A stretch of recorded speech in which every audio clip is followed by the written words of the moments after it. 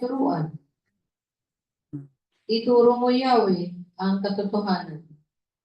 Tagapagligtas ko na inaasahan, sa buong maghapoy pinagtitiwalaan. Yahweh, gunitain pag-ibig mong wagas at ang kabutihan noon pa'y nahayag.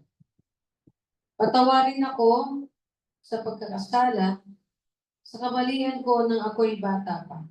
Pagkat pag-ibig mo hindi nagmamalim. Ako sana, Yahweh, ay alalahanin. Mabuti si Yahweh at makatarungan sa mga sarili guro at patnubay. Sa mababang loob, siya yaong gabay at nagtuturo ng kanyang kalooban. Tapat ang pag-ibig, siyang umaakay sa tumatalima sa utos at tipan. Ang iyong pangako, O Yahweh, ay tuklin. Sa mga sala ko'y ang inyong patawarin. Ang tumatalima sa Panginoong Diyos, ang landas ng buhay, kanyang matatalos. Uunlad ang buhay at ang mga supling, mamumuhay itong ligtas sa lupain. Sa tumatalima, siya'y kaibigan at tagapagturo ng banal na tipan. Si Yahweh, ang tangi kong inaasahang laging magliligtas sa kapangyarihan. Lingapin mo ako, ako'y kahabagan pagkat ulila na at nanlulupaypay. Ako ay ibsan mo ng mga pasaning, ang gulo kong diwa'y iyong payapain. Ang paghihirap ko at mga pasaning sa buhay na ito'y iyong gunitain. Sa lahat kong sala, ako'y patawarin. Masdan mo ang lahat ng aking kaaway. Labis nila akong kinamumuhian. Ipagsanggalang mo at iligtas ang buhay. Huwag kang sasang-ayong ako'y malupigan. Pagkat nasa iyo yaring kaligtasan.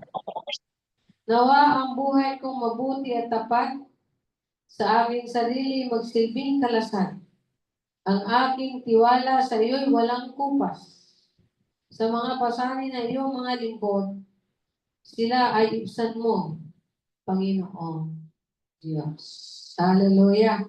Praise the name of the Lord. Napakaganda ng mga paalala ng awit na yan para sa atin. Tayo manalangin. O Diyos, makapangyarihan sa lahat, kami dumudulog sa inyo, Ama, na may pagsamba, papuri, pagsalamat, at pagtaas sa inyong pangalan. Salamat sa panibagong taon na nakikita namin maliwanag ang araw. Nagsasabing kasing liwanag ng iyong pag-asa na pinagkakaloob sa lahat ng nagtitiwala, tumatawag, sumasamba, tumatalima sa inyo, O Diyos. Hallelujah. Sa lahat, Panginoon, ng iyong ginawa, sa aming pamilya, sa aming bansa, sa aming mga sarili, sa aming mga anak, mahal sa buhay. Salamat, patuloy kami, O Diyos, nagtitiwala sa inyo na kayo ay kumikilos. Hindi kailanman kayo'y natulog o naigli. Sapagkat bawat oras, bawat tibok, bawat araw, bawat segundo ng aming buhay, ikaw ay nakamasid. Salamat po. Purihin ka, Ama, sa may pangalan mo, O Diyos. Nawa maayos sa aming pagsimula hanggang sa maging pagtatapos muli ng taon na ito. Kung darating ka, naway matagpuan mo kami nasa presensya mo. At kung hindi pa, Ama, naway masumpungan niyo kami na patuloy na naglilingkod at nagpapatotoo ng inyong kabutihan, pag-ibig at kaligtasan. Nawa ang mga namlay ay magkaroon ng init, mapaalalahanan at mabigyan ng Diyos ng hamon Nawa, Panginoon, ang mga nanlulupaypay ay maging malakas upang tumugon sa inyong tawad. Ang mga hindi nakakilos, nawa, Panginoon, ay makakilos. Ang hindi, Panginoon, naging epektibo, nawa ay maging epektibo, Diyos, sa inyong mga layunin, makasunod nawa ang bawat isa. Thank you, Father. We give you glory. We praise your name. Hallelujah. Hallelujah. Hallelujah. In Jesus' name we pray. Amen. Amen. Makinig ulit tayo ng awitin.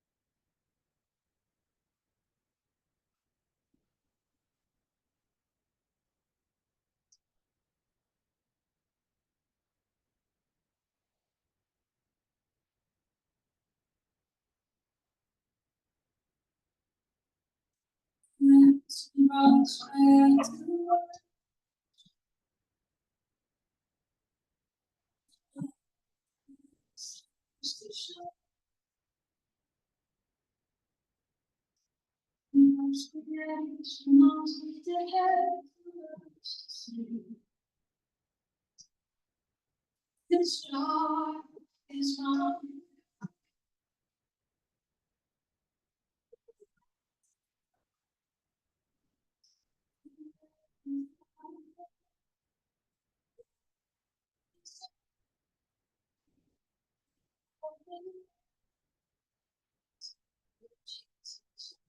Song is forever.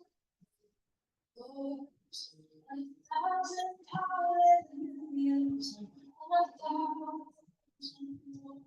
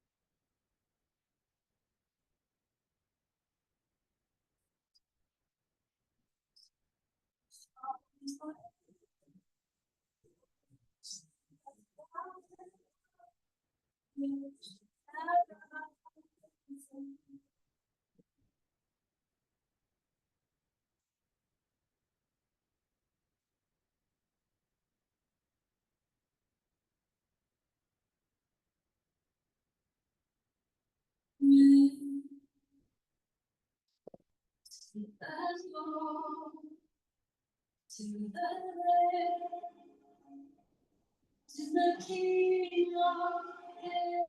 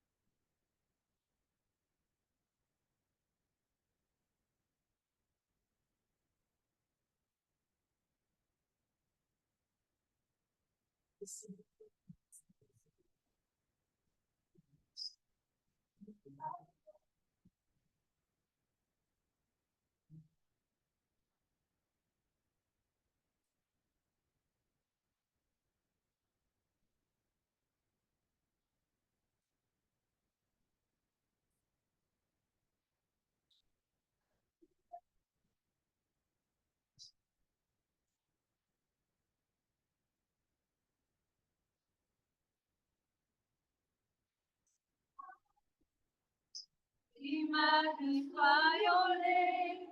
You alone deserve the glory, the honor, and the praise. Lord Jesus, this song is forever yours. 1,000 hallelujahs, 1,000 more.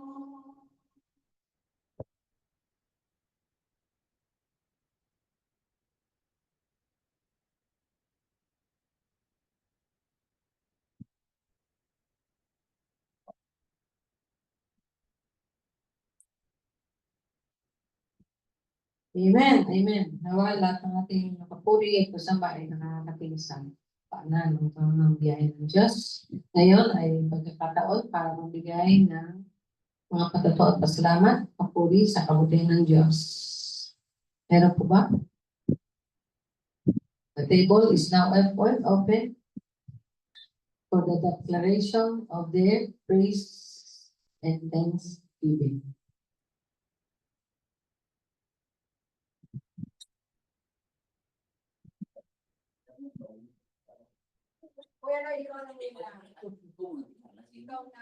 Purihin Diyos. Hallelujah. At habang nag-iisip ang bawat isa, nanyayahan ko basahin ang mga awit 119.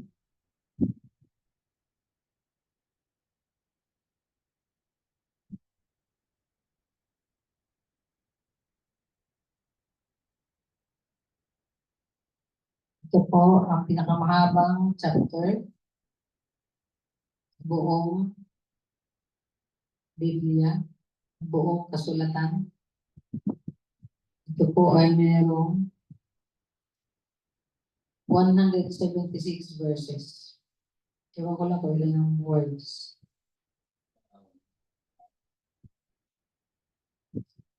Habang nag-isip po tayo ng patotoo o salamat na maaaring nalimutan yung ibaon dahil hindi tayo nag-journal ng mga answered prayers. Kaya nga po, hamon natin sa bagong taon na to, mag-journal tayo, mag-notebook tayo ng ating quiet time, mga lessons, personal lessons natin mula kay Lord. At syempre ng ating mga prayer requests and answers para mayroon po tayong baon. Sa tuwing tayo po'y nagtitipon, nagsasama-sama. Di ba sabi sa sa unang Korinto, ano daw ang ginagawa ng titipon? Kaya na inuso natin nun, meron tayong sharing, song share, devotion share, memory verse share, o meditation share, Thanksgiving share, lahat po na pwede natin i-share para ang bawat isa ay mapapalakas at ma-inspire. Ano daw ang Tagalog ng inspire? Talagang challenge natin. English and Tagalog challenge. Yan. Usohin natin na yun. Sabi dito sa 119, mapalad ang mga taong malinis ang pamumuhay ayon sa utos ni Yahweh. Ang gawain araw-araw. Mapalad ang sumusunod sa kanyang kautusan. Buong puso ang pagsunod sa utos na ibinigay. Ang gawain ay matuwid, namumuhay silang ganap. Sa daan ng Panginoon doon sila lumalakad. Binibigay mo sa amin iyang iyong mga utos upang aming talimahin at sundin ng buong lubod. Gayon ako umaasa magiging tapat susundin ng iyong utos, susundin ng buong ingat. Kung ang buong kautusan ay maingat kung susundin, karangalan ng sarili, kung gayon ang aking gawin. Ang matuwid kong tuntunin habang aking tinataro, buong pusong pupurihin kitang lubos. Ang lahat ng iyong utos ay sisikapin kong sundin, huwag mo akong iwanan, huwag mo akong silisanin. Sa Sang Juan, awit pangkat 1, sabi dito,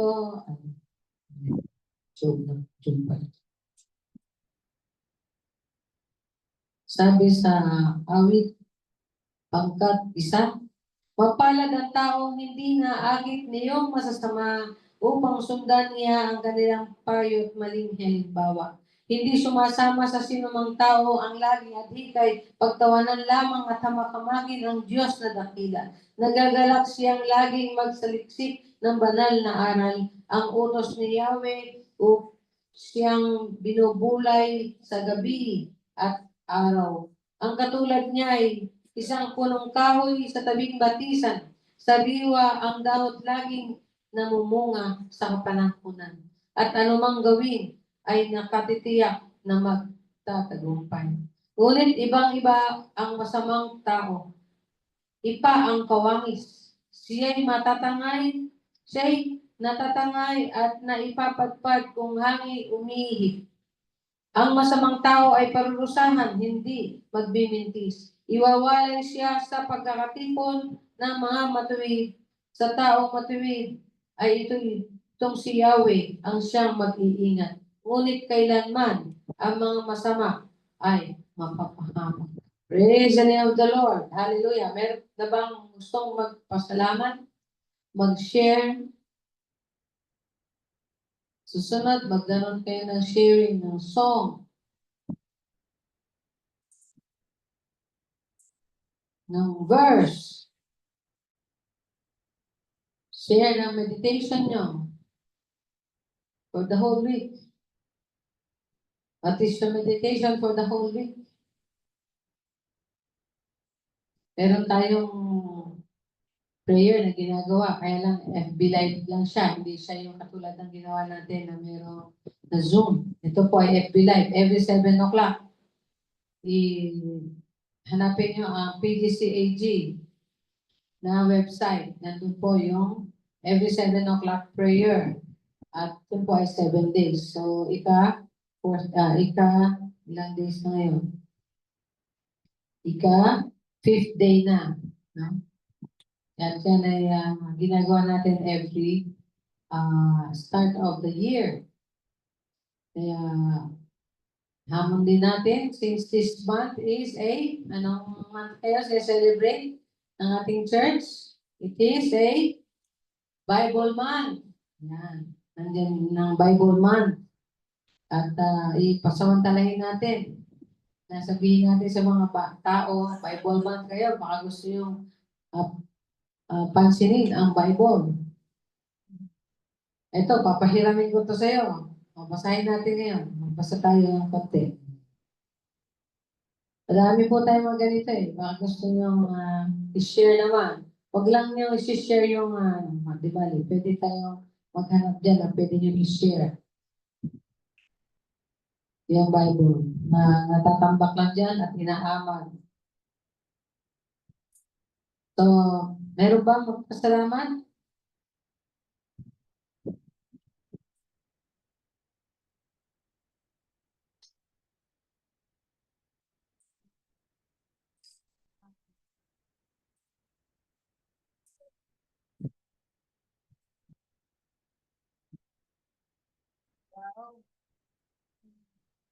Wow.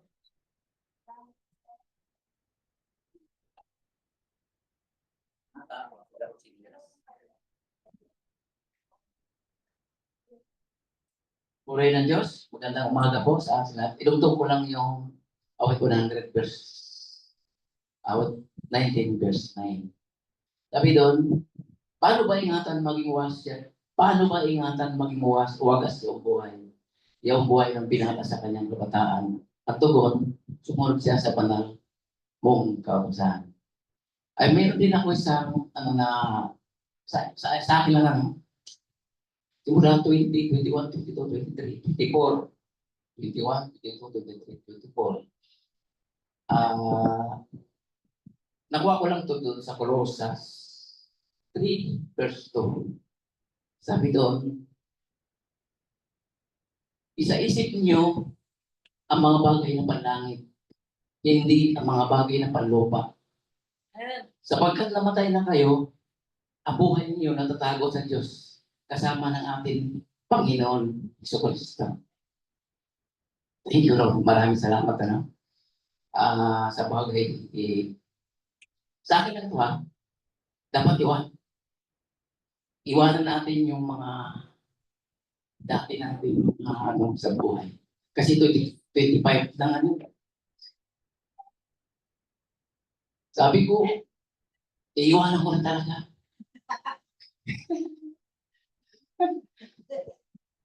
Kasi yung sobra ko sa mga salita, joke, parang nawala na ako sa, nawala na ako sa daanan ng Diyos eh. Nawala na. Kaya sabi ko ron, alam ko naman na kasama kita eh. Tulungan mo ako para maayos naman yung buhay ko na magawa ko yung dating init sa iyo. Na palagi ko nasisir, nagbabahay-bahay. Parang ngayon na nailan lang ako ng 65, parang nanina na ako. Parang nawala rin dati kong lakas. Kaya lumalapit ako sa Diyos na ibabago ko lang naman yung dati ko. Kasi nung mainit pa talaga ako doon. Pilit na pilit si Pastor Yuri sa akin. Kung pupunta na sa pure gold, kaya siguro siya ang tinatawag yung pala ako. Sabi, Brato, ikaw pala ang Pastor Yuri. Sabi ko po, ako nagsisir dyan. Pero sa ngayon parang parang nawalan na, at ang lupa na walang tama, parang tumabang na. Parang ako yun. Kaya, pray ko ngayon na sana may balik ito. Babago ulit. Na matususin, malakas pa naman ako eh. Hindi pa naman ako mahina. Kaya ko pa. Bye-bye, mag-share ng ganun. Babalik ko dati sana. Kapag ko lang balik na Lord yung dati kong init. Kasi sobrang init ko, nasabi na nga ni Pastora na huwag ka masyado mainit sa dahil baka mamaya biglang lumamig ka, yun na nga siguro nangyari. Kaya po salamat ako Lord sa minsan devotion sa madaling araw. Tungtong lang ng nung pagpalit ng 2005, 24-25, plus 12, kanya ako yung mga anak ko, po tayo, magpapre tayo. Tumuko naman sila, sabi ko, huwag muna kayo mag-inom. Pagtuktong alas 12, pagtipo tayo lahat dito. Kasama yung mga manugang ko, dalawa. Asawa niya na pati, asawa ni Ken, Timothy, pinapre kami. Sabi ko, pwede tayo pag-isa-isa pre. Sa akin ang tapos. Ayaw. Sabi ko, di ba na, saan sa isip yung nakisimbahan kayo, dito na appreciate yung mga panalangin. Kahit mga kung nila, parang ayaw. Hindi ko na sila basta na pagtungtong ng pray, kalang pray. Ang pray ko lang para sa kanila na may balik ulit na masumpungan ulit si Kristo sa buhay nila. Kasi sabi ko kay Timothy, ikaw ang panganay. Hindi ko ba nag-backslide? Hindi ko. Sabi ko, ano ang tingin mo? Hindi ka naman yun. Nung wala na sa, parang nagkita ko sa buhay mo, parang malamig na malamig. Hindi tayo. Hindi ako backslide. Nagano lang ako. Dito pa naging pinuposo ko yung ginagawa sa amin ni Pastor Miras. Sabi ko, itapo mo na yun. Bago. Sabi ko, pumangat ulit. Salita ko sa harapan nila. Nag-ano kami na asawa niya, sabi tayo, nag-ano naman kami ng panibago ngayon, hindi kami sa bagong baptist. Sabi ko, hindi naman po inalam kung saan ko yung basta importante ito din yung dati siya na nalalamig na maksay siya isa. Ibig sabihin, lahat kayo ganon. Ako lang ang natitira. Samantala ako nag-akay sa inyo. Saan ba ka lumaki? Di ba dyan tayo sa isip, Egypt? Kung ano mangyari, balik tayo dyan ko. Hindi ko naman kayo na, mali pa kayo, dyan lang kayo, namulat sa kutuan. Tapos, payak kayo. Parang payak na isa ko, parang payak ko sa apnila. Panalangin ko lang kayo na balik kayo. Ayaw ko na, sayang naman yung paghihirap ko sa inyo, simula kamata na nawalan tayo sa iyo, tinanim ko sa inyo. Tayo nag-isip sila. Sabi ko si Raisa, sa ito na namin, sige, sabihin, pag nagilat ka na siguro ng 17, 16, gano'n din ang gagawin mo sa mga kapatid ko siguro. Sabi ko, hindi tayo. Magdawa, sabi ko, mga ako may antok din, sabi ko sa kanila. Kaya sa panalangin ko, para sa iyo itong panalangin na sana magpaliklog ka sa Diyos. Kawawa na tuturo sa atin. Si Pastor at saka sa inyo. Natuto kayo. Natuto ako. Dahil sa kanyang pinagsagaan tayo. Kung tutusin, hindi natin kaya bayaran kahit ilang ibo. Kahit milyon, hindi kaya bayaran. Ang pagkakuan niyo para sa atin, natuto ko mag-gitara. Gusto yun ang pagtututo, pag-gitara ko para sa limutan. Pero natuto ako dahil sa kanya. Kaya bigyan naman natin siya kasayahan na magpaliklog tayo para sumaya naman siya dahil sa paghirap niya para sa atin. Kaya yun lang po, parang sa Pilipinas, ko eh. Okay na siya.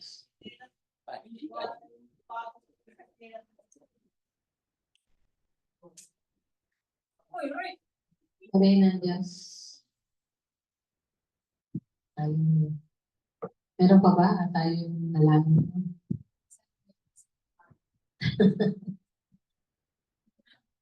So itong buwan na to ay Bible month. Baka may pahapon yan na memory verse. For additional 100. Muna kami nag-gathering. Pag sabi ko, sasayaw si ganyan for additional 100. So, kaya nga daw. Sasayaw o memory verse? Akala ko sasayaw eh. Babasa. Babasa na kailang meditation. Kailangan may puntos yan ha. Pointers. May take away.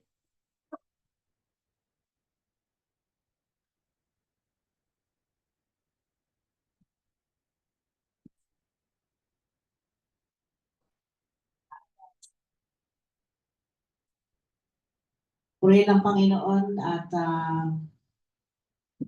ayos naman ang New Year. Bagamat ang naranasan ko ngayon, hindi ko ito binibilang na pagpapalo ni Lord. Talagang ano na sa katawan ko to. Hindi ko to tinuturing na galing kay Lord ang naranasan ko na to. Alam ko, sabi nga doon sa 2 Corinthians 2 verse 14, ngunit salamat sa Diyos at lagi niya tayong isinasama sa parada ng tagumpay ni Kristo. Sabi niya dito, dahil sa ating pakikipag-isa sa Kanya. At sa pamamagitan natin ay pinalalaganap ng Diyos ang mababangong alimuyak, ang pagkilala kay Kristo. So, salamat sa Diyos at hindi niya tayo pinabayaan. Hindi niya pinabayaan ang buong family ko. Bagamat minsan iiyak ako. Bakit ganito ang naranasan namin sa sarili ko, pero alam ko, pagagalingin ako ng Lord.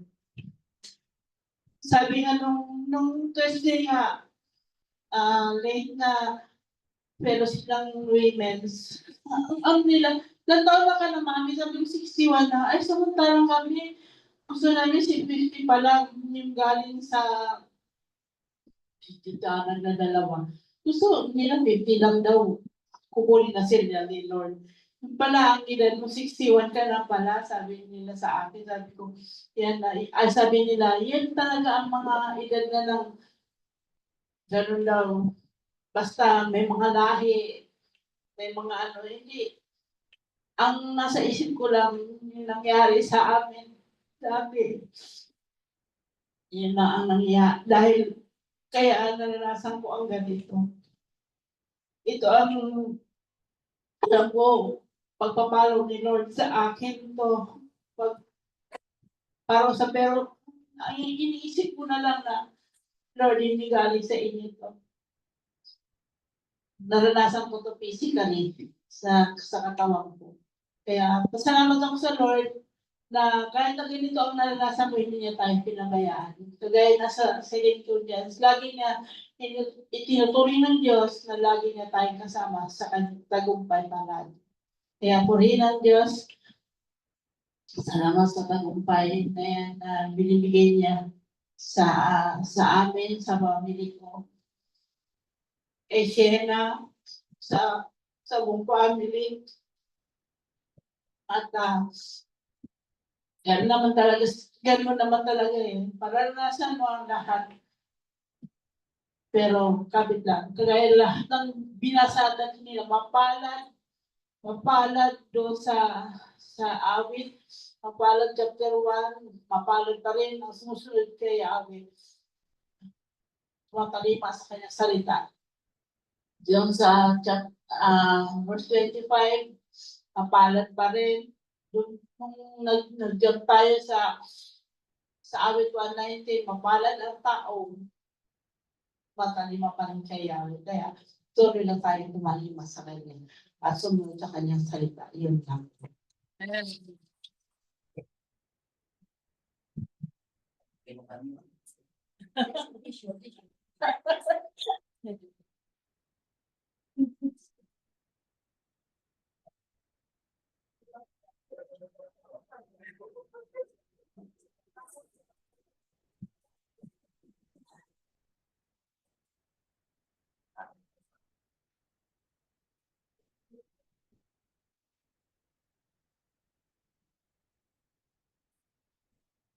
Yes, Lord. Yung talaga pag nasusubok, nagiging lantay sa effect lang sa Panginoon. Meron ang alala ko nung dinadalaw namin ni Ate Mirna nasa kidney institute.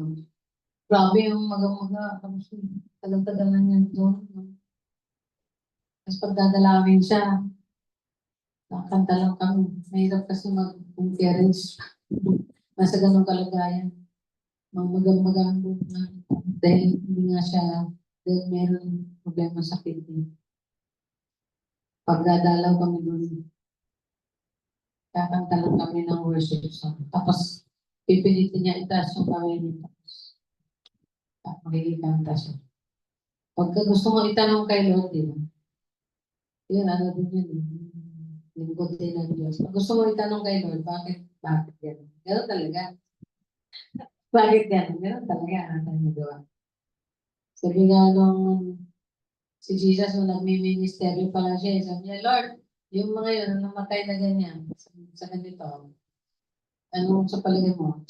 Dahil may kasalanan sila o magulang nila? Yung mga tanong kay Jesus na hindi dahil sa kasalanan nila o sa magulang nila.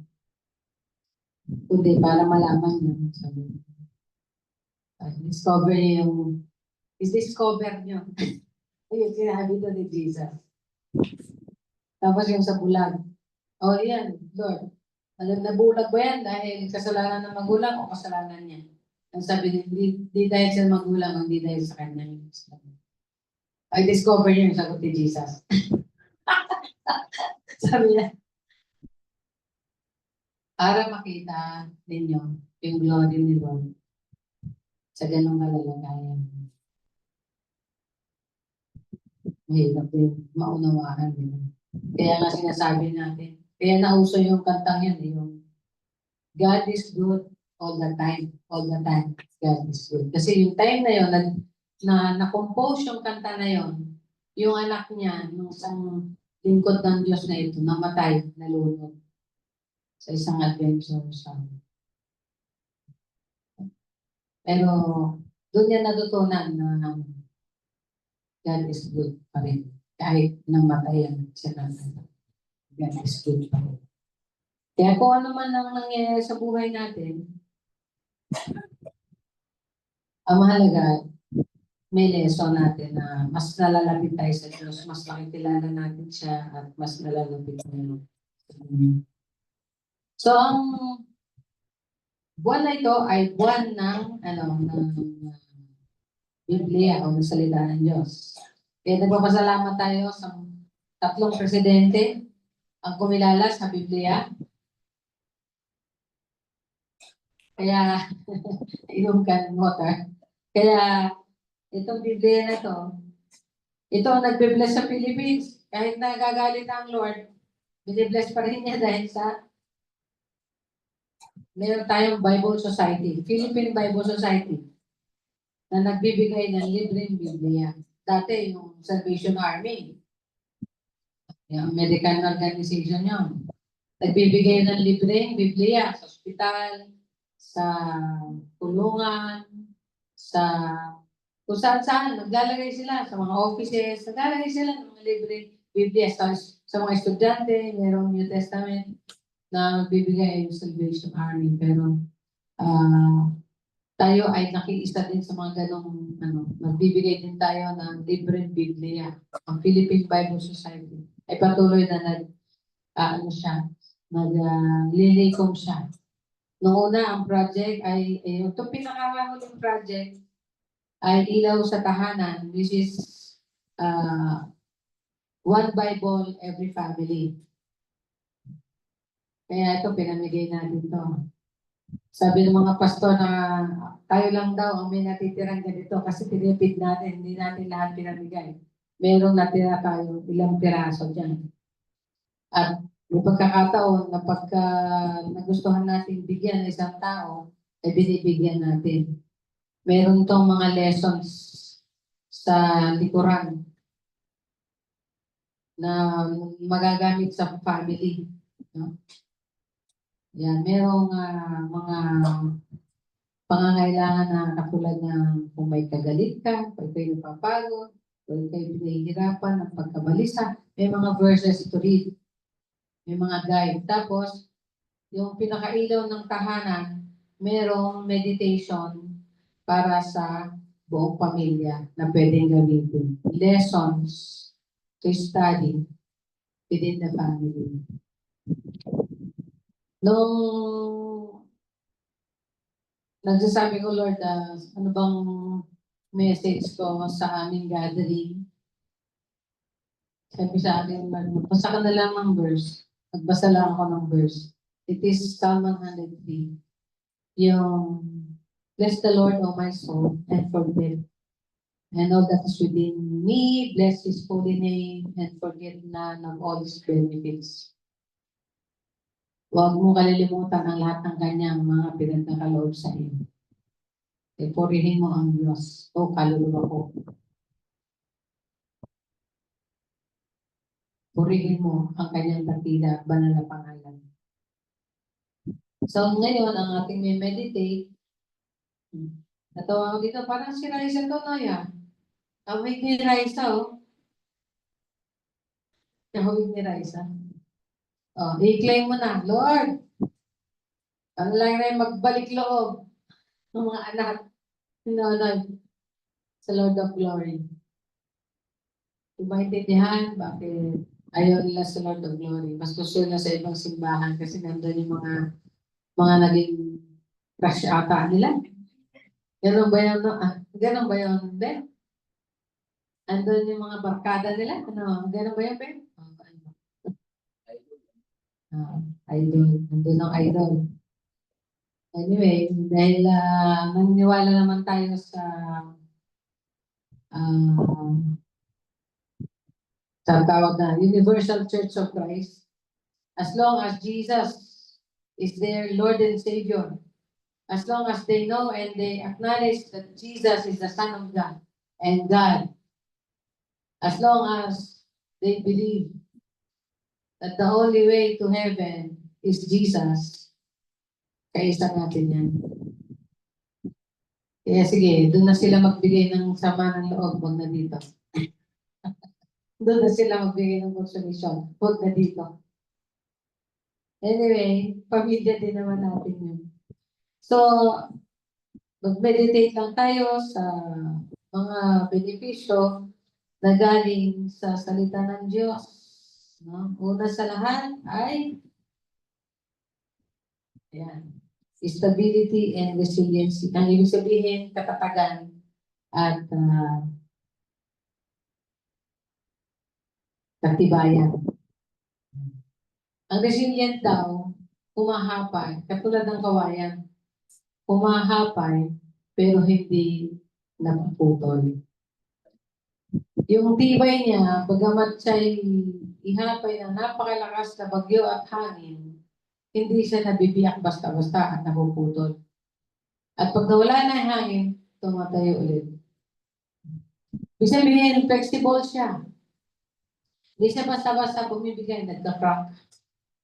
Sabi niya, it does not crack under pressure. Sino yung mabilis mag-crack under pressure? Ibig sabihin yung madaling masulsulan. Madaling ang tawag dito? Mga brainwash. O kaya madaling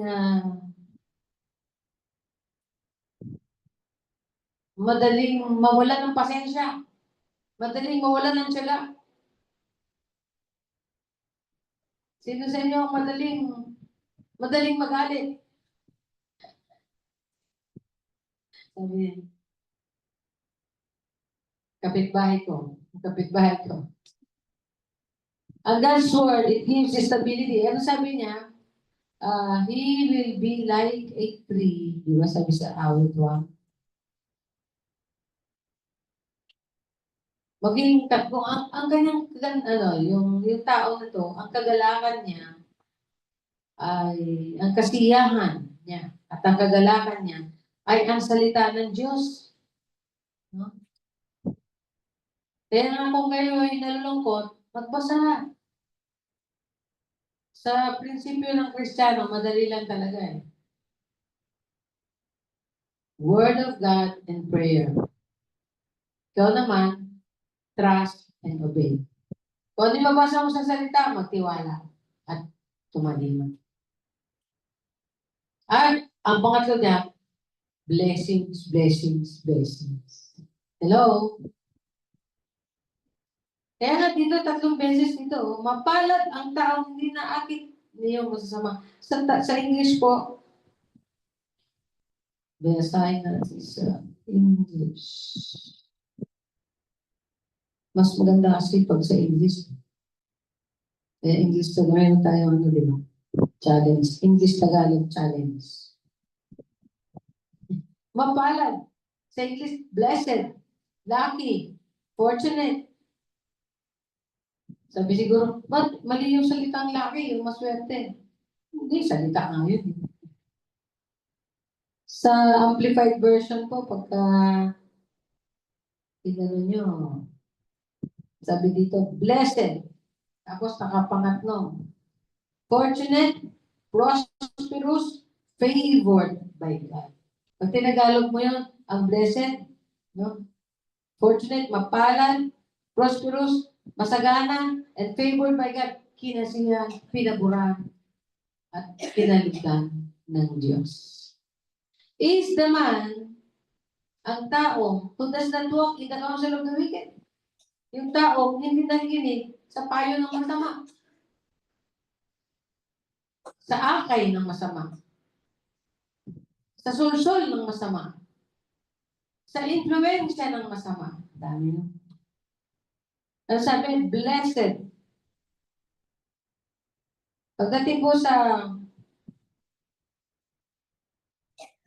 tatlong level. Sabi niya, mapalad ang taong hindi naakit niyong masasama. Blessed is he who does not walk in the counsel of the wicked. Sa meaning ng Amplified Version, following their advice and example. Hindi daw siya lumalakad sa payo at ehemplo at mga pinapakita ng masama. Naalala ko sa office. Sabi niya, buti pa siya. Hindi, ang dami nang dadaya eh. Dami nakakadaya. Walang ginawa daw yung isang opisina na kundi lagi naka-OB. Official business. Laging OB. Walang punch in, pero nakalagay OB. Pinipirmahan ng hepe. Minsan naman, laging naka-TO o travel. Naka-travel, may travel order. Kahit hindi naman nagta-travel. May pagkakataon na na-abuse ito. May privilege, okay? Namin sa inyo, gumagamit din ako ng privilege na yun. Pero yung aabusuhin mo, sabi ng opisina, grabe mo. Sabi niya, talaga, buong taon, naka-TO, buong taon, naka-OB. Tapos sumusweldo ng buo. Hindi pumapasok. Dahil parang kinaingitan. Di ba? Sabi ng daddy ko, nainggit ka ba? Digayahin mo rin. Kung nainggit ka, tiyahin mo. So, ibig sabihin, kung may pagkakataon pala tayo gumawa ng hindi tama, ikagawa din tayo. Kaabusuhin din natin. Pero sabi dito, blessed is the man who does not walk. Mapalad ang taong hindi naakit niyong masasama upang sundan niya ang kanilang payo at maling halimbawa. Pagsunod pa lang yun, o pagdinig, o pag-observe. Sabi dito. Pero ito maganda, pangalawang level. Hindi sumasama sa sinumang taong ang laging at higay pagtawanan lamang at makamarit ang Diyos na dakila. Hindi na lang siya nakikinig. Nakikisama pa siya, sumasama na. At ang pangatlong level, bakit kulang ata to? Sabi dito kasi, sa English ganito, blessed is the man who does not walk in the counsel of the wicked, nor stand in the path of sinners, nor sit. Una, nakikilakad siya. Sumunod, nakikiupo na. Pangatlo, nakikitayo na. But nor stand in the path of sinners, nor sit in the seat of scoffers. And blessed is the man who does not walk, who does not stand, nor sit with the wicked. Mahirap kayang iwasan ang chismisan. Diba? Mahirap naman talaga. Diba? Masarap kasi pag-usapan yung mga chismis. Pero, ano din to? Isa to sa mga pagsubok sa atin. Tukso din sa atin.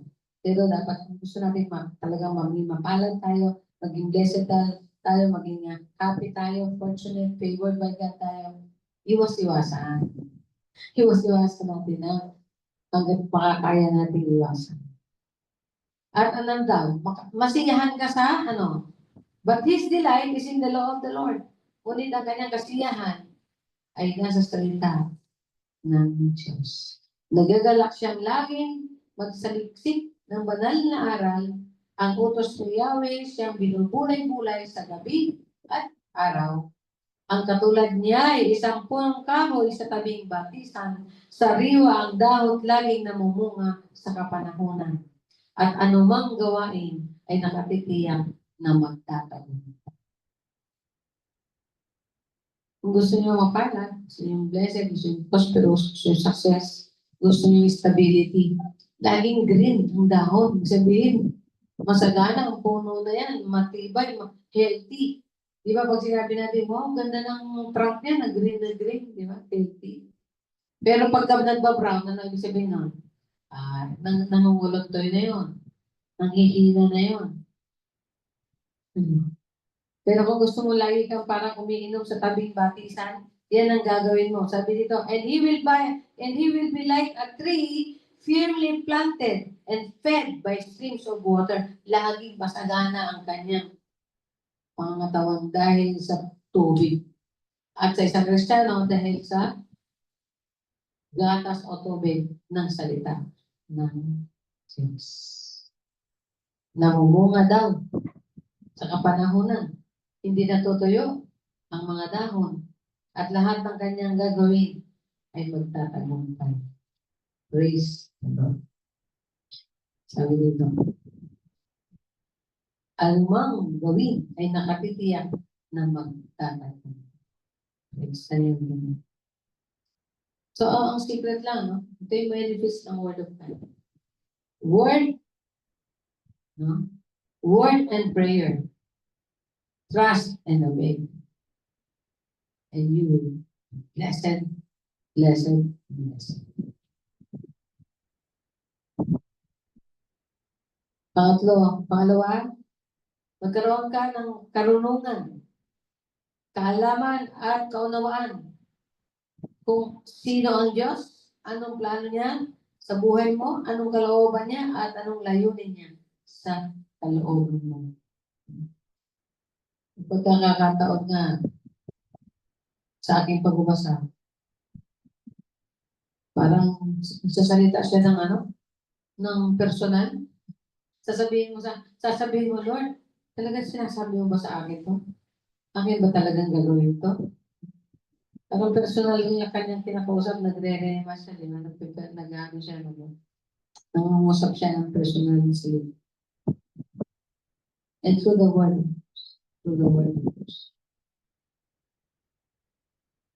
Magkaroon din tayo ng mas matibay na faith and faith. Bakit? Pag nalaman mo kasi kung gaano ang power ng Lord, kung gaano ang heart, kadakila o ang kindness ng Lord, nag-iiba yung pagtingin mo sa Kanya, yung pagtitiwala mo sa Kanya, nag-iiba, tumataas yung antas.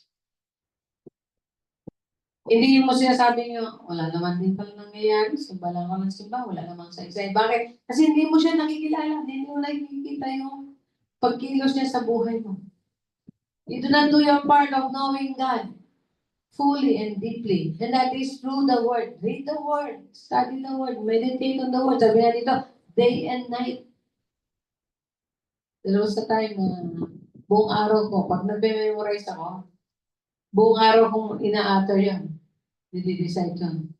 Kasi sabi niya, pag na-recite mo daw yun 48 times within the day, na-over-memorize mo daw yun. Kahit tulog ka, makukode mo yun.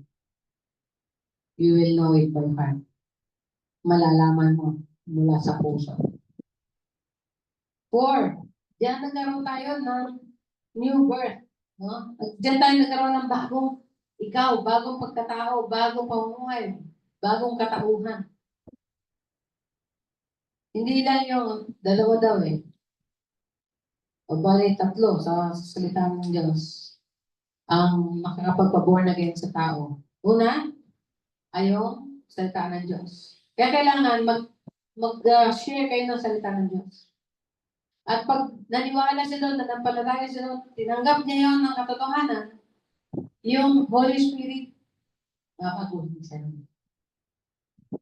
Babaguhin siya doon.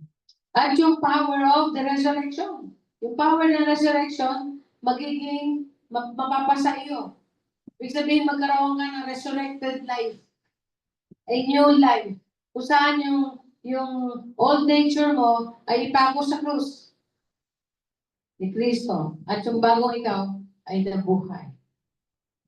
Nagkaroon ng bagong ikaw. Na-rebirth ka, na-reborn. Kaya nga tawag ko na yun, born again. Born again, that's what people say. Diba? It was a grand day when I was born again. It was a grand day when I was born again. The things I used to do, I do them no more. Assurance of salvation. Sabi niya, sino man na nampaltaya sa kanya ay magkaroon na buhay na walang hanggan. Pagsisinungaling ba ang Diyos? Hindi po. Kaya pwede natin itong panghawakan. So bakit kami nagkaroon ng buhay walang hanggan? dahil kay Jesus. At nakamit mo yon dahil nanampalataya sa Kanya. 6. Malalaman mo dito kung alin ang tama at mali. Teaches us what is right and wrong. May pagkakataon talaga minsan, pag sana kung ano na tayo yung nahirapi na sa ganun pamumuhay, sabihin niya, mali ba yun? Pero pag nababasa ka ng salita niya, ay, mali pala yun. Malalaman mo, mali pala yun. Di ba sabi niya, the word of God is, beneficial to teaching, correction. Saan yun? Saan version? Tingnan natin. Kung the word of God is useful, beneficial. Nonoy, saan mo naman makikita yung verse na yun?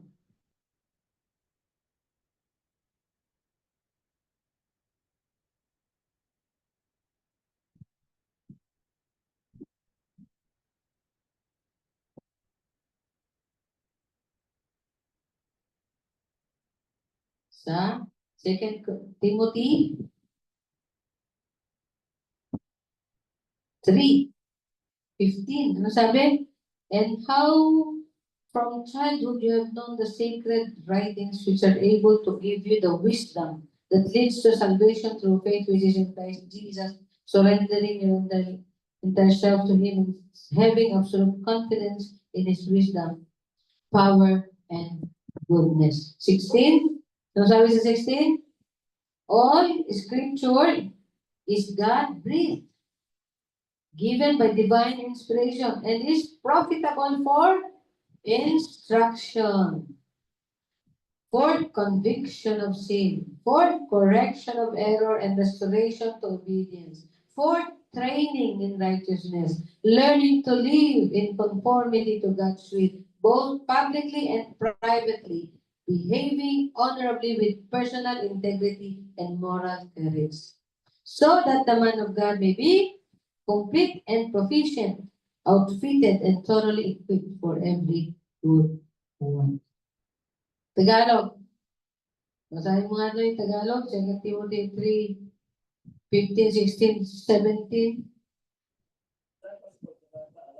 Alam mo na ang banal na kasulatan ay nagtuturo ng daan ng kaligtasan sa pamamagitan ng pagkakamali kay Kristo at ng kasulatan na siya ng Diyos at magagamit sa pagtuturo ng katotohanan sa pagpapamulaan sa maling aral sa pagtutuwid ng bigakong gawain at sa pag-agay sa makulit na pamumuhay sa gayon, ang lingkod ng Diyos ay magiging handa sa lahat ng mabubuting gawain.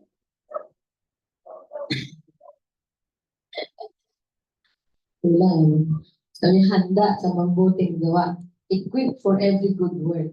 Wala yung sabi, so that the man of God may be complete, lacking in nothing, equipped for every good work.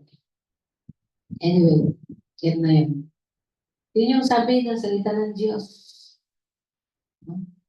Kaya yung pagtuturo ng tama at mali, matetest mo yung tama at mali sa magitan ng Word of God. Ito yung timbangan ng right and wrong. Kaya pag sinabi, Lord, tama ba yung ginawa ko o mali? Ngayon, dinilid ka ni Lord. Minsan, sanay ka sa banal na spirito na lang magsasalita. Pero, pag mapalabasa ka naman ng salita ng Diyos, ililid ka niya doon sa salita na yun. Tapos, babasahin mo yun, i-review mo yun, saka mo malalaman, ay, mali nga pala yun. 7. It reveals character and motives. Kaya sabi sa Santiago, sa James, Yun daw nagbabasa ng salita, ng Diyos, parang daw nagsasalamin yan. Nakasalamin. Ano ibig sabihin? Nakikita niya kung sino siya, kung ano siya. Nakikita niya yung sarili niya. Kaya lang, ang tao daw, pag talikod sa salamin, nalilimutan niya na yung itsura niya. At saka nag-iisip na siya, nakasuklay pa ba ako? Maayos na ba yung buko? Maganda pa ba yung lips ko? Peaceable ba ba? Diba? Ganyan yan. Aba, sabi niya sa Hebrews 4, ano bang version? 10 ba yun? Sabi niya, the word of God is living and active. No? Able to, ano sa Tagalog, Tagalog to, yung makakapanood siya sa pinaghihiwalayan ng espiritu at kaluluwa, buto at laman. Buto at utak nito. Laman doon. Di ba? Saan yun? 10 ba yun? Yung the word of God is living and active. Verse 4 ba yun? Ha? Natin. Let us review. Hebrews. Hebreo.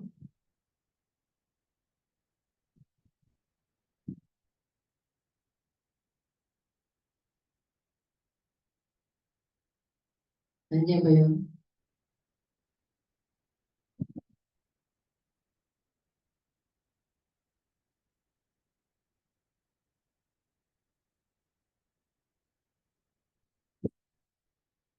Okay, wala sa 4. Wala sa verse 4. Ay, wala sa chapter 4. Nasaan yun?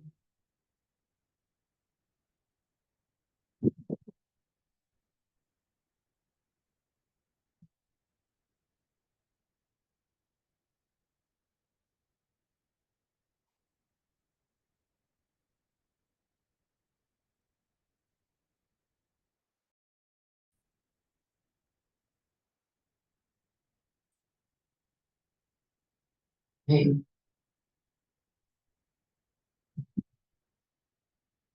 Titus. Ayun. Hebrews.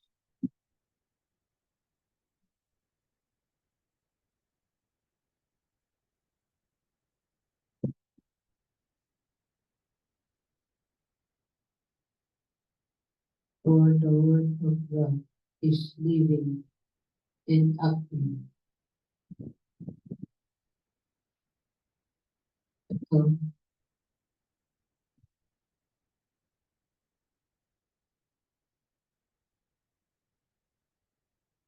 living.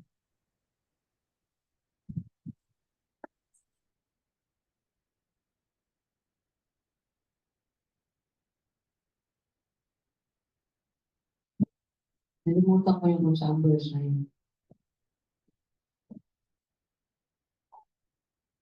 Wala kasi isang ating mga kapatid.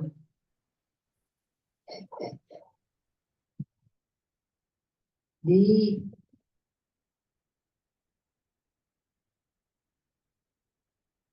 Wala. Saan ba yun? Hindi natin makita. Anyway, mamaya, maalala ko yan. Yung yun lang salita daw ng Diyos ang kayang tumagos sa tao. Pinaghihiwalay ng kaluluwa, espiritu. Tama ba? Yun. Yun. Amen. Amen.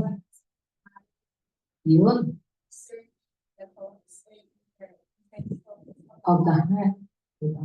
Siya lang yung alam ng motibo ng tao kasi siya lang yung kayang tumagos sa iyo. Pag nagbabasa ka, parang nga hinihiwa. Kaya sabi niya, for the word of the Lord is living and active. Sharper than any two-edged sword. Magkabila ang talim. Alam niyo po, pag ang talim may isang side lang, masakit isaksak yun. Kasi may sabit yun eh. Pero pag magkabila ang talim, ay hindi mo mararamdaman ng saksak nun. Kasi ang bilis lang nun tumagos. Kasi sa sobra, magkabila yung talim. Kaya it reveals character and motives. Para malaman mo, makilala mo ang sarili mo, magbasa ka ng salita ng Diyos. Number 8 is, it brings prosperity and success. Diba? Sabi niya kay Joshua, pag mong kaliligtaan ng salita, itong kautusan na ito. Sa pagitan niya, magbasa ka para di ka naantok. Joshua 1:8. Ha? Huwag mong kalimutan ang mga kautusan ito. Bagkos,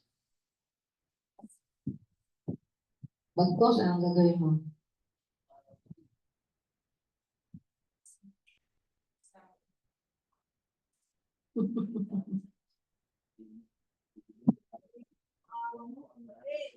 Meron pa, bago yun.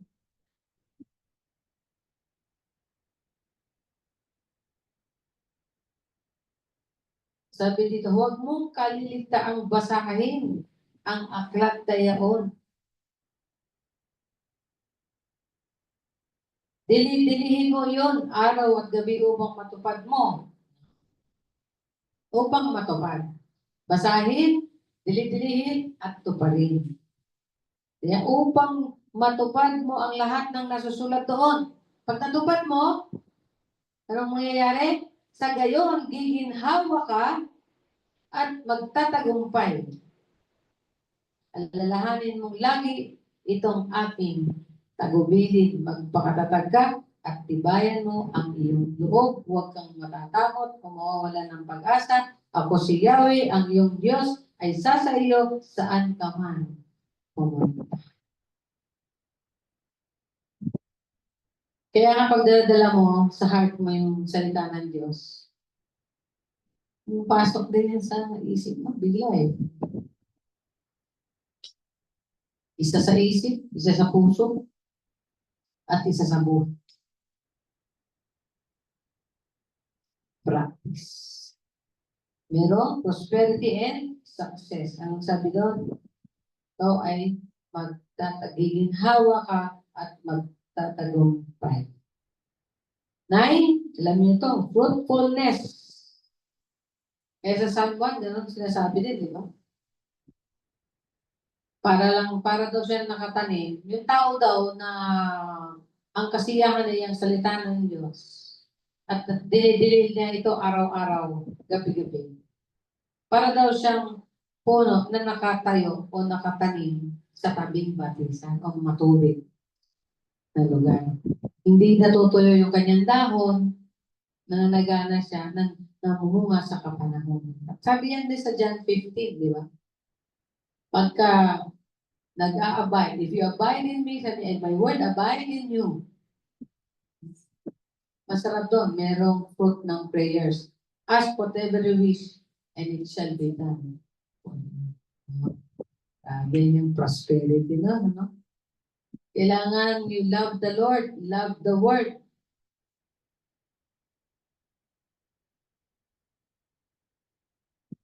Minsan ang tao, hindi niya kulang siya sa pag-ibig at pagkilala sa persona ng Diyos.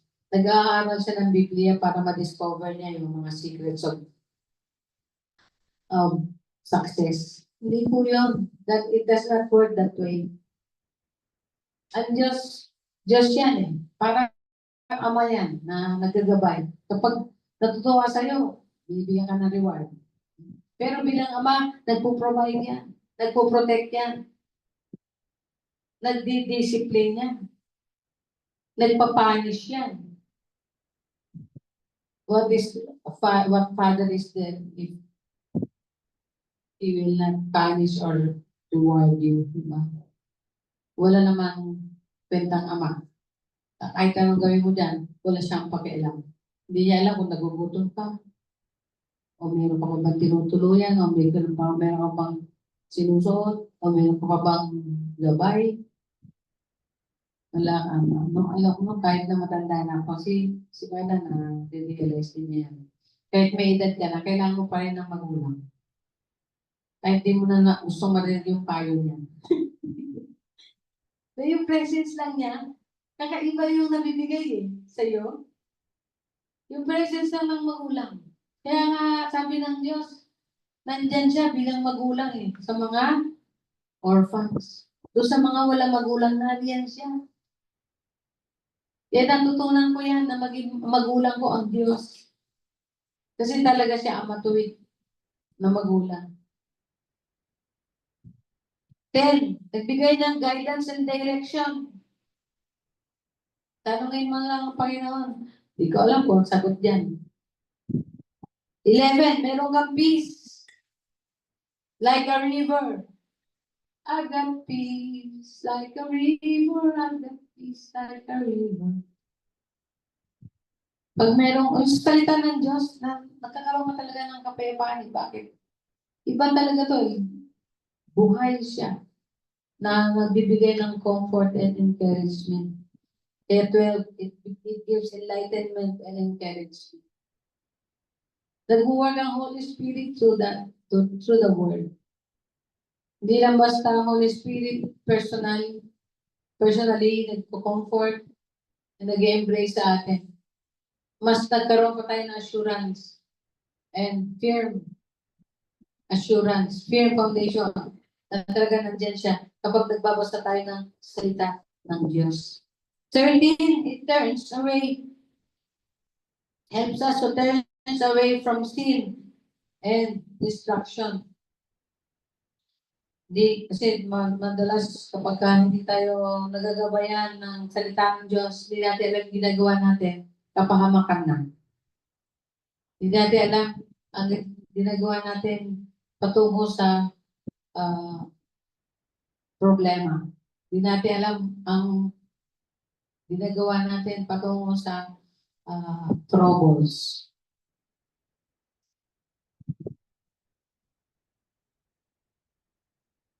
Yan. 14, it causes growth and maturity. Naalala ko nung pagka nakakapag-quote ako ng verse, kay Lola, kay Uncle, parang naging iba yung tingin nila sa akin. Parang ako pa yung nire-respeto nila. Sabi ni Uncle ko, payuhan mo nga si Lola mo. Ha? Ako pa po payo kay Lola. Sabi ng kapatid ko, ate, sabihan mo nga si Daddy na. Ako pa magsasabi kay Daddy. Pero ako, I know my position. Pagka anak ka. Kaya pag nagagalit ang effort ko, nahayaan ko na siya magalit. Pagka pacified na siya, nagkikwentuhan ng kami dalawa, doon ko na lang sinasabi, alam mo dad, pinapaalalahanan ko siya. Alam mo dad, malalaki ng mga anak mo Hindi na sila yung mga batang paskit na kailangan mo sigawan, takpakin ng puwet, pinudin sa tenga, suntukin o sampalin. Pwede mo na silang kausapin head to head para magkaintindihan ka. Yan. That's it. Ito yung pagka natatakot ng mga kapatid ko, pulasan na yan. Tapos sasabihin, sabi mo si Daddy. Sabi ko to si Daddy. Hindi, kaya mo siya. Daddy siya, manapakan niya yan. Pero natutunan ko yun through my, talagang time ko with God. Basa kasi ako ng basa, pray ako ng pray. Natutunan ko paano i-handle yung buong pamilya namin. Kasi nga, nawalan kami ng mother. So yung daddy ko, walang guide yun. Walang motherly guide. Mga anak niya, walang motherly guide. Pero, mahirap Sabi nga ng kapatid ko si ate kasi, hindi ko daw siya sinundo. Nagtanan kasi siya. Sabi, si ate kasi hindi ako sinundo. Ha? 2 beses kita sinundo. Pangatlo, hindi na siyempre. No? Tapos later on, nagsisi pa din siya din. Hindi ko pa din daw siya sundo. Inisip ko, minsan kailangan din talaga ng persistence ng magulang. Sa bandang huli, hindi nila tayo sisisihin. Hello? Kahit sabihin sa atin ng anak natin, ang kulit-kulit mo, paulit-ulit ka. Huwag ka magsasawa, hayaan mo magpaulit-ulit ka. Kasi sa bandang huli, sila din makikinabang doon. Yan talaga na-realize ko. Natutunan kong lessons.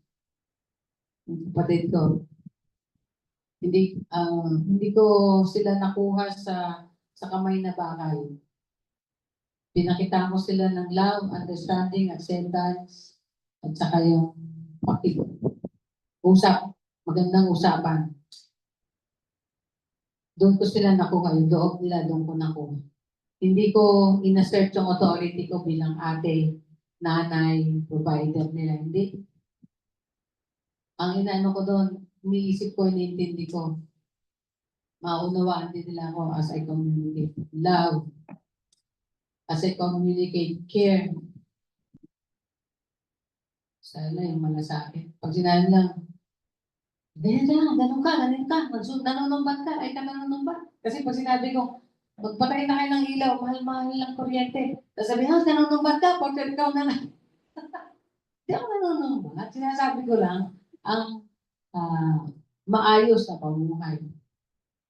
Pagka sa mga kapatid ko, barkada yan, hanggang magdamag, dahil kwentuhan yan, narutan na ako. Tapos ikaw, galing ka sa trabaho, hindi ka makatulog, dalang ingay. Di ba? Nakuha ko magsalita lang ng salitang mahinaw. Ito. Napupuyat na ako, may pasok pa ako bukas, hanggang 10 lang kayo ha. I learned of that dahil sa salita ng Diyos kasi wala akong ginawa. Hindi, pagka meron akong problema, tatanong ko kay Lord, ano bang gagawin ko dito sa mga to? Ano bang gagawin ko bilang ate at nanay? Anong gagawin ko bilang? I learned to the word, to God's guidance. Pag nagpapayo ako sa mga kapisina ko, ang sabi nila sa akin, paano mo nalaman? Hindi ka naman nagkaanak, hindi ka naman nagkaasawa. Wala akong credibility dahil wala akong experience. Akala nila yun, di ba? Sabi ko, natutunan ko yan kasi ako nagpalaki sa mga kapatid ko. At ako din nagpalaki kay daddy ko.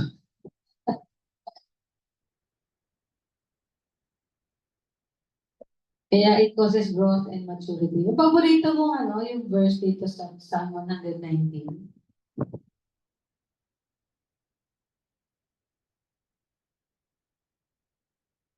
Yung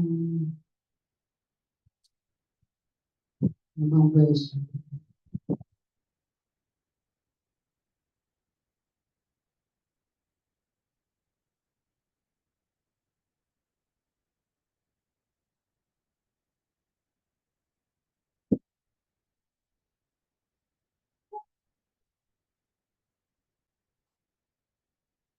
Ito, ito yung paragraph na memorize ko ng matagal pero ngayon nalimutan ko. Sabi dito, sa 100, ang taglay kong karunong ay higit pa sa matatanda. Yun ang naging kalit sa akin eh. Pagkat ang iyong mga utos ay hindi ko sinisira. Di ko gustong matutuhan ang ugaling masasama. Ang hangad ko na masunod ay ang iyong salita. Yung sabihin dito, yung sabi dito, 99, sa 99, sa lahat kong mga guro, ang unawa ko ay higit. Pagkat ang aral mo turo, ang laman ng aking isip. Ang taglay ko karunong ay higit pa sa matatanda. Yun yung naging kalit sa akin.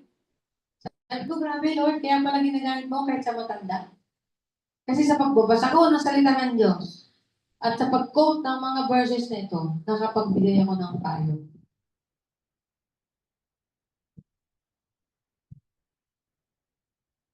Praise the name of the Lord. Kaya it causes growth and maturity. And 15, it gives victory over the enemy. Ano sabi sa Matthew 4? 3 beses nag-quote si Jesus ng salita ng Diyos sa demonyo kay Satanas. Sabi niya, halika, nagugutom ka. Kaya mo naman gawin tinapay ko. Gawin mo tinapay. Tinukso siya gawin tinapay. Gamitin yung powers niya. Samantalang nandun siya bilang tao nagpakababa. Hinubad ang pagka-Diyos para abutin ang tao. Ngayon, tinutukso siyang gamitin yung pagka-Diyos niya. O ito, nagugutom ka. Gawin mo na tong tinapay, yung bato. Sabi niya, nasusulat, hindi mahalaga ang tinapay. Mas mahalaga ang salita ng Diyos. Man shall not live by bread alone, but by every word that proceeds from the mouth of God. Sabi niya, alika. Diba, sasaluhin ka ng hangin? Patunayan mo sa mga tao na ikaw yung anak ng Diyos. Dadaling kita dun sa pillars, tapos ihulog kita, ha? Diba sabi, sasaluhin ka ng mga anghel? Ano sabi ng ni Jesus doon? Sa Matthew 4. I want you to go there.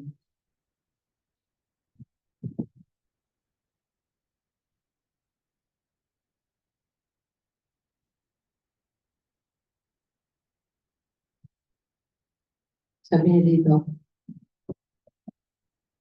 magpatihulog ka sapagkat nasusulat, ipagbibilan niya sa kanyang mga anghel na iingatan ka at aalalayan ka nila upang hindi ka matisod sa bato. Sumagot si Jesus sa verse 7. Nasusulat din naman, huwag mong subukin ang Panginoon.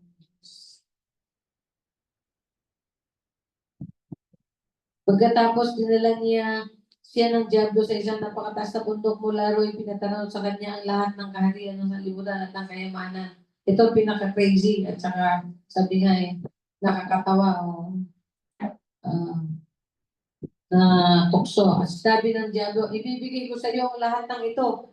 Sabi niya, ito na, mula ro'y pinatanaw sa kanya ang lahat ng kaharian ng sanlibutan at ang kayamanan ng mga ito. At sinabi ng diablo, ibibigay ko sa iyo ang lahat ng ito kung magpapatira pa ka at sasamba sa akin. Sumagot si Jesus, lumayas ka Satanas sapagkat nasusulat, ang iyong Diyos at Panginoon ang sasambahin mo. Siya lamang ang iyong paglilingkuran. So dahil sa tatlong salita ng Diyos na ginamit ni Kristo laban sa tukso ng demonyo, anong ginawa ng demonyo o ng diablo? Iniwan siya. Iniwan siya ng diablo, dumating ang mga anghel at naglingkod sa kanya. So, pag merong along ang sanlibutan, tingnan mo kung ayon sa salita ng Diyos. Tingnan mo kung ayon sa salita ng Diyos. It is the word of God that leads us to victory. Amen ba? At sabi sa Ephesians 6:17, ang sword, the word of God is the sword of the Spirit. No? Maaaring ang armor of God is puro defense. Ano yung armor of God? Helmet of salvation, breastplate of righteousness, shield of faith, puro defense. Defense equipment. Pero ano ang offense? Implement natin. It is the sword of God. Pagka sabi ng Isaiah, huwag niyong hahayaan na ang iyong mga espada o sundang ay nasa lalagyan lang. Dapat ginagamit ko. Inaalis sa shield and use it against the enemy. Ano ibig sabihin nun? Yung salita ng Diyos, huwag lang para sa iyo. Gamitin mo sa iba. I-share mo. Kahit na ma-offend, makaka-offend ka, salita ng Diyos lang naman yun eh. Pero magsalita mo at naka-offend ka, kasalanan mo yun. Pero magsalita ng Diyos, ikinote mo, di mo kasalanan yun kung naka-offend ka. Hello? Gamitin mo. Talagang matalim talaga ang salita ng Diyos. Alam mo naman yun, di ba? Matalim pa sa magkabila ang talim. Sharper than any two-edged sword. Pero pagka matalim ang salita mo, eh, ikaw may kasalanan nun. Pero pag yung salita ng Diyos, hindi ikaw may kasalanan nun. Matalim talaga may salita ng Diyos. Victory, and for the last, number 16, actually itong outline na ito ay na-share ko na, kaya lang as I meditate it and review it, nandito nakapaloob to sa outline ng scripture. Di ba pinag-aralan natin yung scriptures? Kasi ang scriptures, ang ating isa sa mga doktrina natin, the authority of the scriptures. We believe in the authority of the scriptures. Kaya mahalaga talaga ang scriptura, ang buong Biblia, Old and New Testament, ang Torah, at ang mga Proverbs, at yung New Testament. Psalms and Proverbs and Prophets. Number 16, it gives blessing. Hello? Psalm 1:3, Revelation 1:3. Basahin niyo po. At i-memorize niyo for the week. Blessed is he who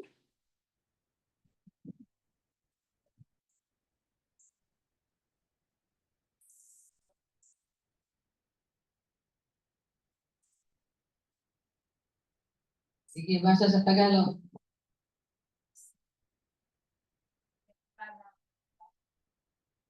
Amen. Pinagpala. Dito naman, mapalad ang bumabasa ng aklat na ito. Ang mga nakikinig sa hulang inihahayag nito at tumutupad sa nasusulat dito. Tatlong bagay din, di ba?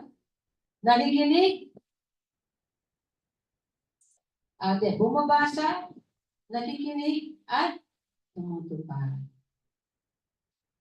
Read, hear, and obey. And apply. I-apply sa buhay. Sabi ng tao, nagbebenta ng papaya. Gamitin mo to. Puputi ka. Sabi, dami ko na nabili niya. Sabi niya, ginamit ko ba? Hindi pa nga eh. Kaya pala hindi umepekto kasi hindi mo ginamit. Bili ka lang ng bili.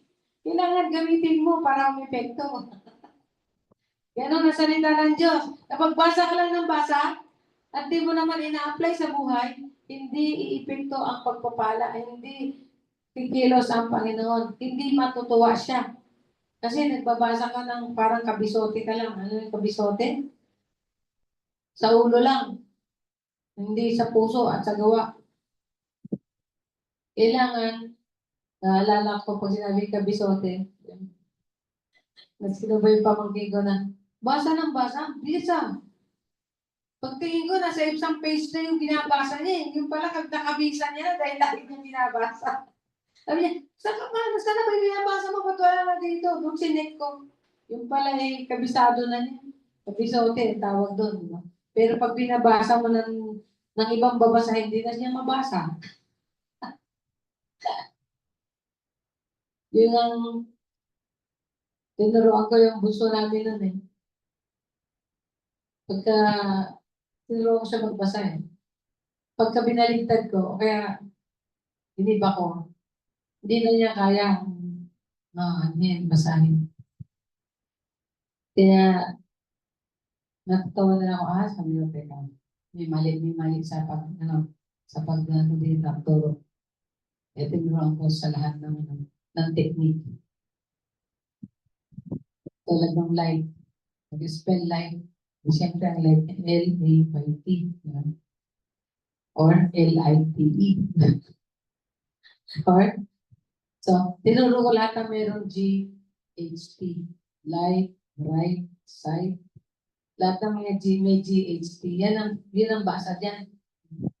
Parang basa dyan, I-T-E, ang sulat, side, right. Basta gano'n.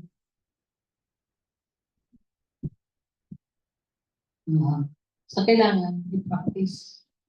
Kaya kung ano mabasa natin sa salita ng Diyos, i-practice. Pag sinabi, meditate day and night, na-try niyo na ba yun? Mag-meditate ng day and night? Pag guys yung sa umaga, nagbabasa kayo ng Biblia, meron kayo nakita magandang verse na pwede niyong dalhin. Isulat mo yun sa ganyan na cardboard. Sulat mo yun. Tapos basa-basahin mo yun for the day. Hanggang na-memorize yun for the day. Tapos, basahin mo yun. Tapos, i-recite mo yun ng 48 times from memory. Pag mabilis na yung salita mo, from memory, 48 times to 50 times. Hindi na yung mawawala sa puso mo. Nandun na yun. Maaalala mo na yun. Lagi-lagi. Pag isa na pa, kailangan. That's the way to do it. Hindi yung basa ka lang. Yung iba nga basa lang ng basa tapos underline ng underline. Sabi ko, lahat na yan, may kulay.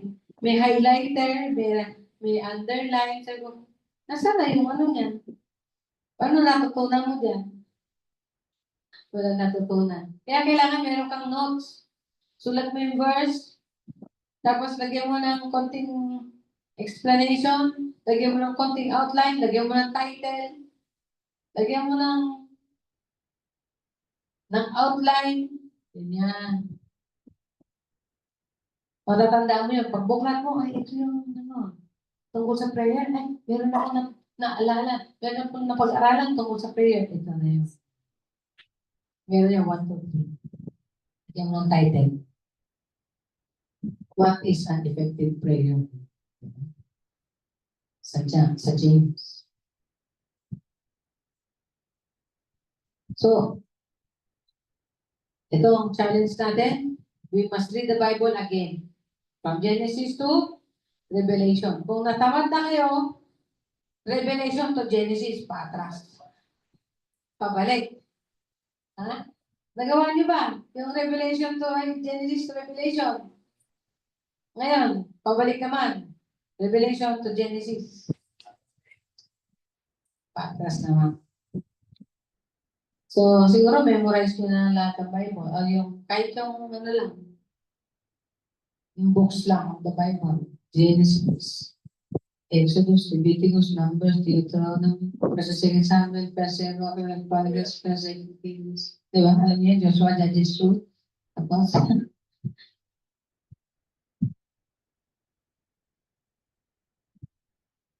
kailangan mag-improve naman tayo. Let us grow as Christian. Let us grow as children of God. Let us grow as servants of God.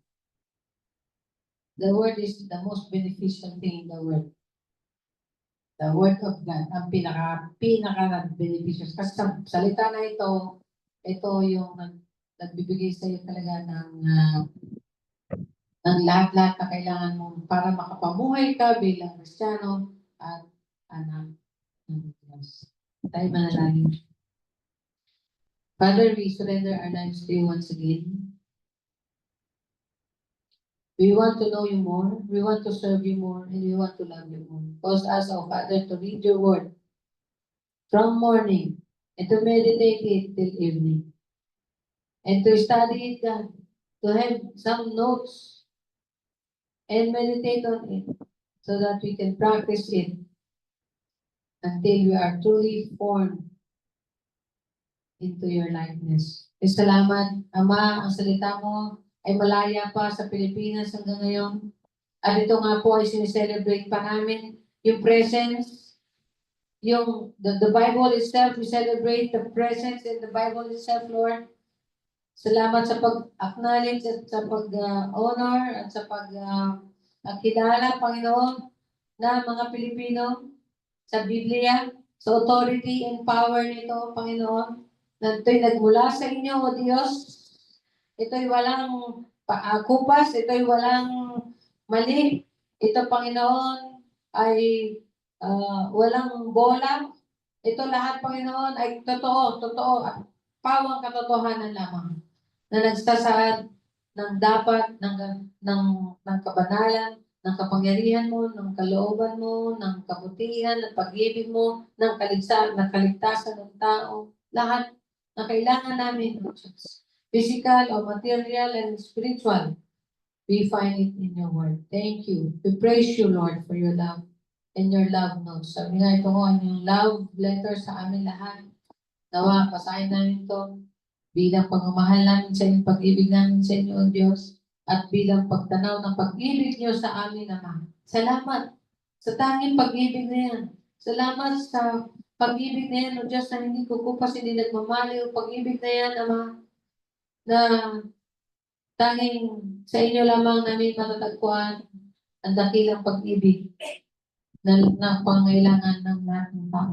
Kaya thank you, and through this word, Lord, we are assured. Through this word, Lord, we know who you are. We know what you are to us. Thank you. We praise you. Hallelujah. We give you glory. In Jesus' name I pray. Amen. And amen. Praise the Lord. Praise the Lord. Handa natin ang sarili para sa banal na hapunan.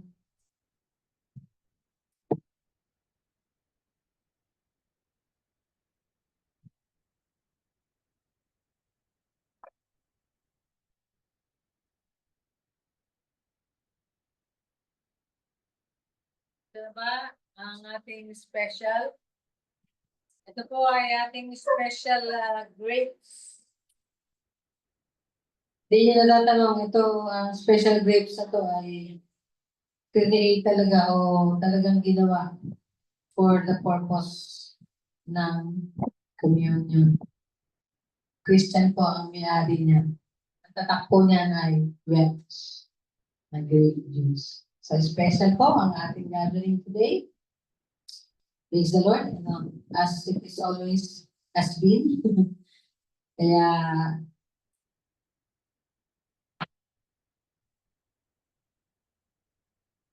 natanggap natin nawa ang simbolo ng katawan at dugo ni Kristo na merong kagalakan.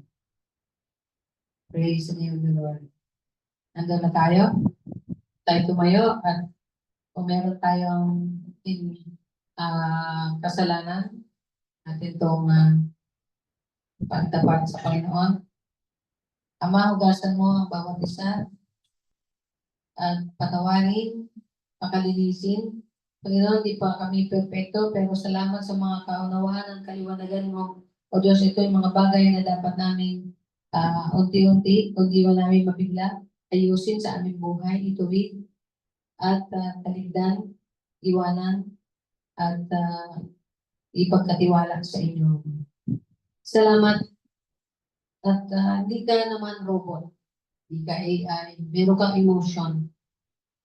Meron kang pangunawa at understanding sa amin ng Panginoon. Bilang aming Diyos na naglikha sa amin. Bilang aming Ama na umampon sa amin. At bilang aming Diyos na tumubos sa amin. Kaya salamat po. Ibuli ka namin, O Diyos. Hallelujah. Hallelujah.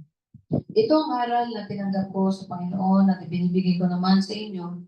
Ang Panginoong Yesus noong gabing siya pinagkanulo ay dumampot ng tinapay, nagpasalamat at pinagpira-piraso ito at sinabi, ito ang aking katawan na inihahandog para sa inyo.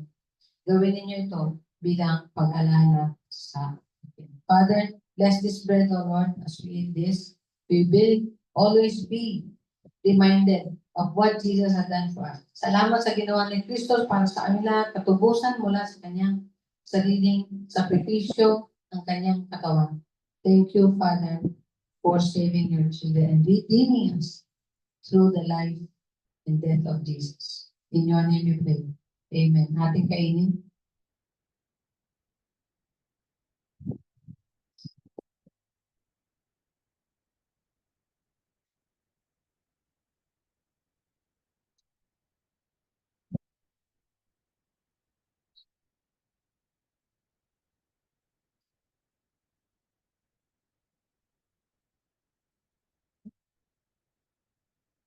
Ngayon din naman, matapos maghapunan, ay hiniwakan niya ang sarong, sinabi, ang sarong ito ang bagong tipan na pinagtitibay ng aming dugo.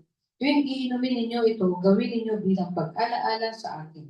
Sapagkat tuwing kakain kayo ng tinapay na ito at iinom sa sarong ito, ay ipinahahayag ninyo ang kamatayan ng Panginoon hanggang sa muling pagparito niya. Tayo manalangin. O Lord, bless this drink of Father name. Salamat sa aming Panginoon na ito, O Diyos. Matighaw ang aming kauhawan at magkaroon kami ng mga kasiguruhan na kami pinatawad at nilinis muna at hinugasan ng iyong banal na dugo na ibinubo sa krus ng Kalbaryo. Salamat na mamumuhay kami ng malaya at masagana at masaya dahil sa ginawa mo doon. Thank you. And we praise your name, Father in heaven, Lord Jesus. Hallelujah. In your name we pray. Amen. Ating inumin.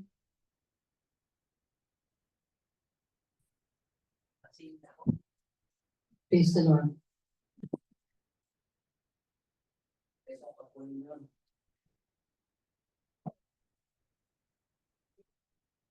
Nine.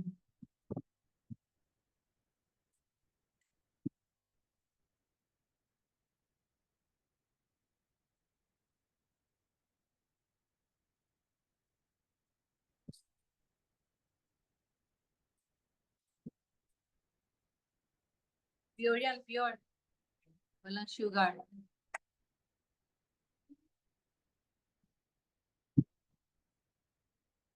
Puri ng Diyos, maraming salamat po. Tanda natin yung sarili sa ating pagbigay sa Diyos. Meron lang ako babasahin dito sa Hebreo, verse 4. Sabi dito, dahil sa pananalig sa Diyos, hindi namatay si Enoch. Dahil sa pananalig sa Diyos, si Abel ay naghandog ng mas mabuti hain kaysa inihandog ni Cain. Dahil doon, si Abel ay kinilalang matuwid nang tumanggap sa Diyos ang kanyang handog. Bagamat patay na siya, nagsalita pa rin sa pamagitan ng kanyang pananalig sa Diyos. Tayo maghandog sa Diyos. Tayo manalangin. Purihin ang Diyos ng katastasan. Salamat sa Oseta na pakababa kami sa harapan mo, O Diyos. Salamat pinatawad niyo kami, Panginoon. Maraming salamat din sa mga pagpapala na inaatang mo sa amin. Panginoon, pagpalain mo ang bawat anak mo na kasali sa Zoom, kasali dito. Pagpalain mo ang bawat kamay, may trabaho wala, Panginoon. Ikaw ang suporta sa lahat ng bagay. Salamat po, Panginoon. Tanggapin mo ang aming papuri, handog sa pamagitan ng salita, Panginoon. Salamat sa bawat kamay, Panginoon. Sa iyo naman ang pagpapuri ang lahat ng bagay sa pangalan ni Jesus. At pagsabi ng Amen. Thank you, Lord. Hallelujah.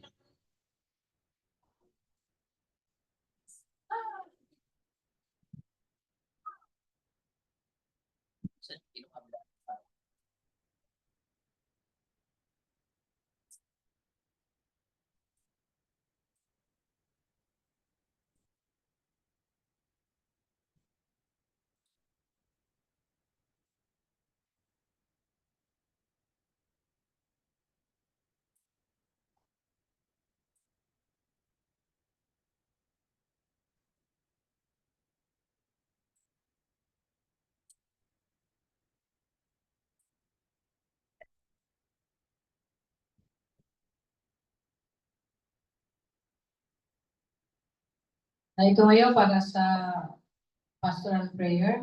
Meron tayong gustong idalangin sa Panginoon. Hallelujah. Thank you, Jesus.